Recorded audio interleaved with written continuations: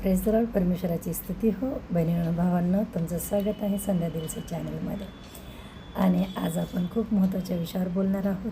तो विषय असा आहे की बहिणींनो, मला सांगा, आपण मार्केटमध्ये गेलो, बाहेर कुठेही जाऊ, नातेवाईकामध्ये जाऊ, लग्नकार्यात जाऊ, आपले सगळे लोक आपली खूप इज्जत करतात, खूप हसून स्वागत करतात. पण घरात आल्यानंतर जर आपले घरचे लोक आपल्याविषयी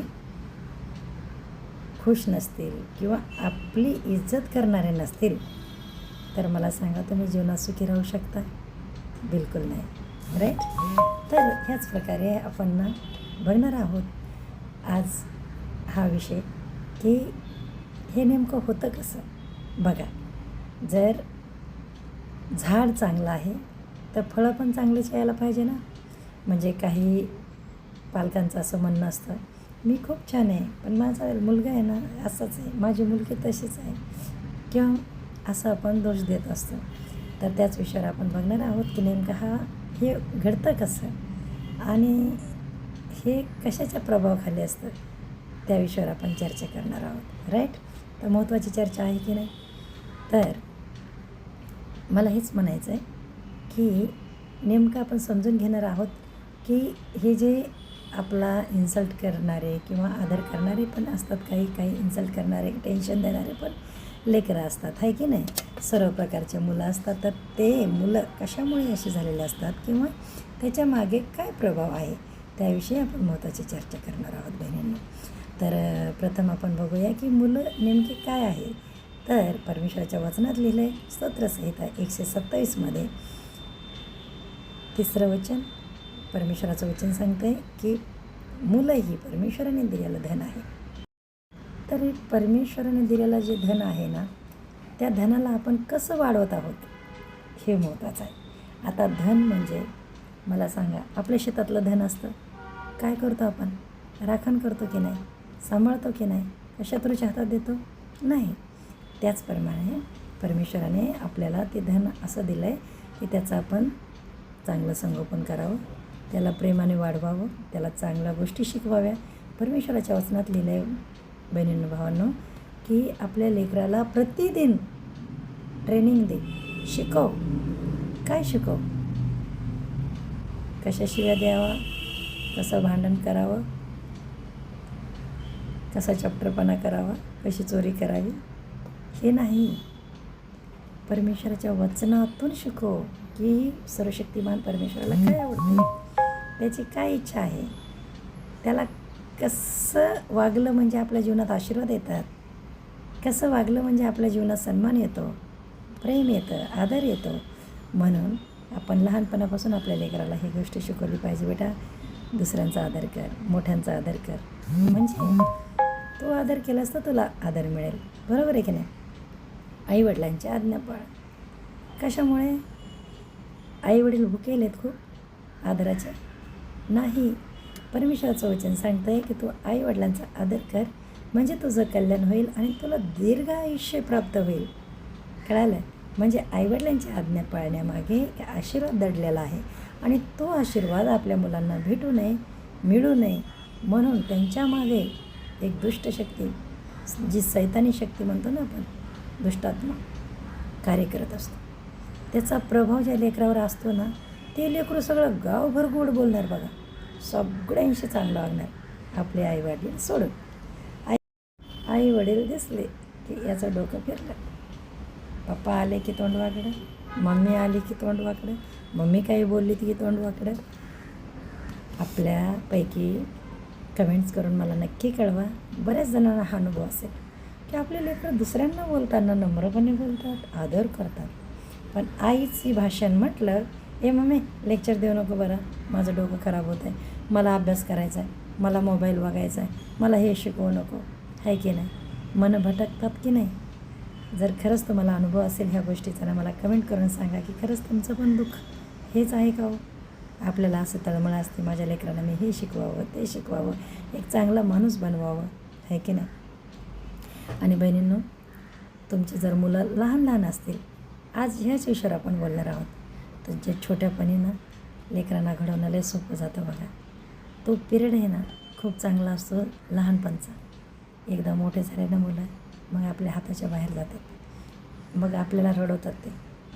कारण आपण लहानपणी त्यांना काही गोष्टी शिकवल्या नाही, आपण लहानपणी त्यांच्यासाठी टाईम दिला नाही. तर बहिणींनो भावांनो, एक मोठी जिम्मेदारी परमेश्वराने आपल्याला सोपवलेली आहे, आपले लेकरं. आणि जर आपण किती बिझी माणूस असलो तरी आपल्या लेकरांसाठी हा टाईम काढला पाहिजे. मला हे सांगायचं, माझ्या मुलं लहान होते ना तेव्हा मी अज्ञान होते, मला हे परमेश्वराचं वचन माहीत नव्हतं, हे शिक्षण मला माहीत नव्हतं, हे ज्ञान नव्हतं माहिती मला, म्हणून मी काही चुकले वाढवण्यात. धन्यवाद देवाला. पण तरी माझी दुआ आहे त्यांच्यासाठी. आणि काय नाही, मग बरदास्तच करावं लागतं. बघ, जर आपण लहानपणी काही गोष्टी शिकवल्या नाही ना, मोठं होऊन सहन करण्यापलीकडे काहीच इलाज नाही आपल्याकडे. कारण आपणच त्याला तसं वाढवलेलं असते. काही पालकांच्या सवयीविषयी आपण बघणार आहोत, ते आपल्या लेकरांना. तर बहिणींनो भावांनो, काही पॅरेंट्सच्या आदतीविषयी आपण बघणार आहोत.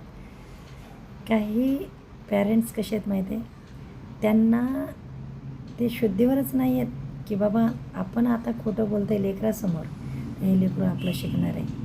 आपण आता कपटपणा करतो आहे त्यांच्यासमोर, तर हे पण तसंच बनणार आहे. आपलं बघतात मुलं, लहानपणी बघतात की नाही आपण कसं बोलतो, कसं चालतं, अशी तोंडाकडे बघतात. बघा, काही चर्चा चालली की आपण करतो चर्चा, इकडची तिकडची, निंदा नालस्ती नफरत, आहे की नाही. मग तेच प्रभाव पडतात आपल्या मुलांवर, बरोबर आहे की नाही. म्हणून घर हे आपल्या मंदिरासारखं जर ठेवलं, घरामध्ये कोणाची निंदा नाही बाबा, परमेश्वराची स्तुती, प्रभूचा जय जयकार आणि प्रेम आदर हे जर घरात ठेवलं तर आपल्या लेकरावर पण तेच परिणाम होईल. आपल्या लेकरांसमोर दानधर्म केला आपण तर तीच त्यांना पण आदत लागेल, बरोबर आहे की नाही. उसनवारी करायची किंवा कोणाला काही गरज आहे, कोणी आलं आपल्या दाराला, जर लेकरांसमोर आपण म्हटलं काही सारखंच मागते, आपल्याच घरी येते सारखं, नाही बोल त्यांना, तर लेकरं ते शिकतील मोठ्यापणे, बरोबर आहे की नाही. पण आपण जर असं बोललं, नाही रे, कोणाची पण गरज भागवायला पाहिजे, म्हणजे देव बाप्पा आपली गरज भागवतात. आपण कोणावर दया केली ना बेटा, देव आपल्यावर दया करतो. प्रत्येक आचरणामध्ये त्यांना परमेश्वराची वचनं शिकवण्यासाठी पहिलं आपल्याला तर माहिती पाहिजे ना, हेच तर भानगड आहे. मुलांना शिकवण्यासाठी आपण शिकायला पाहिजे ना अगोदर, बरोबर आहे की नाही. जर आपणच खोटं बोलतो आहे तर मुलं कुठून खरं बोलायला शिकतील. जर आपणच घाण वागतो तर मुलं निर्मळ वागायला कसे शिकतील. जर आपणच कोणाची गरज भागवत नाही तर मुलांवर ते प्रभाव पडणारच नाही. जसं तुम्ही वागताय तसे तुमचे मुलं अनुकरण करतात, हे लक्षात ठेवा. आणि मग ते मोठे झाले ना की आपण शहाणे बनतो. आपण म्हणतो ए असं नको करू, ए असं नको बोलू. तुम्ही शिकवलं त्यांना, तुम्ही खोटं बोलायला शिकवलं, तुम्ही खोटं बोलायला शिकवलं आणि त्याने खोटं बोललं की आपण छेडी काढतो मग आणि आपला प्रभाव पडत नाही. बघा, सगळ्या घरात कचरा करणारा पिताजी कधी आपल्या लेकराला शिस्तीनं सांगू शकत नाही, बेटा डस्टबिनमध्ये टाक, इथे कचरा टाकू नको, सॉरी, असं नाही शिकू शकत. राईट आहे की नाही. कमेंट्स करून नक्की कळवा मला. जर एखादा पिताजी स्वतःच मोबाईल टॉयलेटमध्ये नेतो, आपल्या मुलांना तो नाही सांगू शकत की हे खराब आहे बाळा म्हणून, त्यासाठी आपल्याला एक जिम्मेदार माता पिता बनणं गरजेचं आहे. आणि आपल्या होणाऱ्या पिढीच्या हाती आपल्या देशाचं भविष्य, बहिणींनो भावांनो. म्हणून आपण थोडा मोबाईलमध्ये बघण्याचा कंट्रोल ठेवला पाहिजे. आपण उपवास करतो की नाही, मोबाईलचा पण उपवास केला पाहिजे. 2 तासापासून 1 तासापासून सुरुवात करा की 1 तास मी चार्जिंगला लावला, फोन उघडणार नाही, हात लावणार नाही, अर्जंट कॉल आले तरच घेणार. हा उपवास करण्याची गरज आहे आज. येस.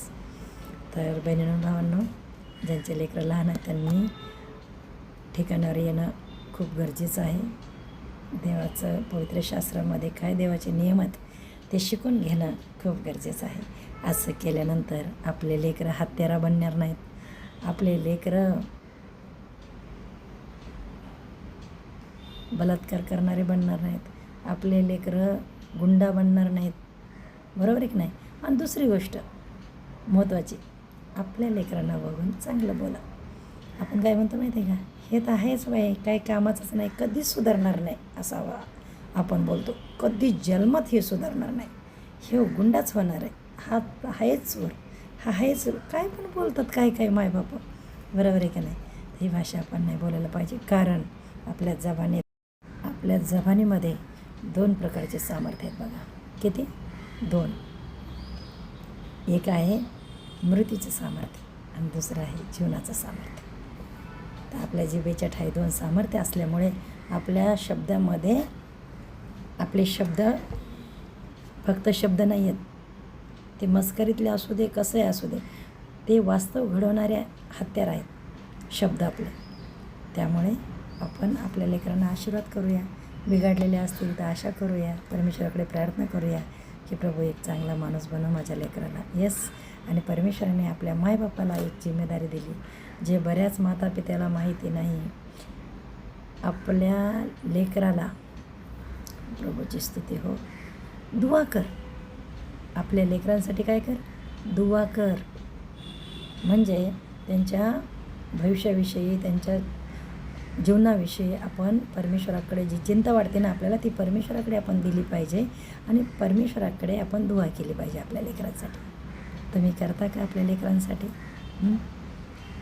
हे मला कमेंट करून सांगा. आजही मी हातावर तेल घेऊन डोक्याला प्रार्थना करून लावते लेकरांच्या. माझ्या घरात एक दवा नाही, एक टॅबलेट कसलीही नाही, डोकेदुखीची, पोटदुखीची, कशाचीच टॅबलेट नाही. परमेश्वराला मी धन्यवाद देते की हे प्रभू येशू चांगलाही देणारा देव आहे. त्याने मागा म्हणजे मिळेल, परमेश्वराच्या वचनात सांगितलं. मी प्रभूकडे मागितलं, प्रभूने मला सगळं काय दिलं आहे. धन्यवाद. देव तुम्हाला आशीर्वाद करू. बऱ्याच विषयावर मी बोलू शकते, पण मला असं वाटतं की व्हिडिओ खूप मोठा होतो आहे, म्हणून आशा करते की तुम्हाला काहीतरी फायदा होईल हे व्हिडिओचा. आणि तुम्हाला आवडल्यास तुमच्या मित्रांना, बहिणींनो, भावांनो व्हिडिओ कसा वाटला ते तुम्हाला कमेंट करून सांगा, लाईक करा. कारण त्याला फक्त काही सेकंदच लागतात, एवढा टाईम लागत नाही. आपला टाईम आपण चांगल्या कामासाठी घालूया. कारण परमेश्वराने जो टाईम दिला आहे ना, तो आपण व्यर्थ कामासाठी नाही, चांगल्या कामासाठी सपोर्ट झाला पाहिजे आपल्या टायमाचा दुसऱ्यांना. बरोबर आहे की नाही? आणि प्रत्येक समय आपण चांगलं ते करण्याचा प्रयत्न केला पाहिजे. कारण परमेश्वराचं वचन सांगतं आहे की टायमाचा सदुपयोग करा. बरोबर आहे की नाही? हां. तर ही मी जन्मताच एवढी गोड हसते ना, हे नाही आहे. माझ्या जीवनात खूप शांती नव्हती, समाधान नव्हतं, टेन्शन होते, डोकं तर हमेशा दुखायचं ॲसिडिटीने. प्रभू येशूने मला सर्व काही चांगले दिलेले आहे. प्रभूने मला आनंद दिला आहे, समज दिली. मित्रांनो, कोणी जर आपल्याला म्हणते ना अक्कल नाही, तर खचून जाऊ नका बहिणींनो. कंबर कशाने? कोणत्या बेल्टने? सत्याच्या. परमेश्वराच्या वचनात लिहिलं आहे, सत्याने आपली कंबर बांधतो. ठीक आहे? आणि आपण परत चांगलं बनण्याचा प्रयत्न करूया. परत एक चांगली माता, परत एक चांगली पत्नी, असं बनण्याचा आपण हिंमतीनं सामना केला पाहिजे येणाऱ्या प्रॉब्लेममध्ये, जशी मी करत आहे. परमेश्वराला धन्यवाद. टेन्शन येतं आहे मला, पण मी प्रभूला प्रार्थना करते. तुटलेलं मन परमेश्वर माझं परत रिपेअर करतात आणि मी परत जीवन हसत जगत आहे. देव तुम्हाला आशीर्वादित करो. नक्की कमेंट्स करा. मला कमेंट्स बिलकुल येत नाही आहेत तुमच्या. ठीक आहे? देव तुम्हाला आशीर्वाद करो. God bless you all.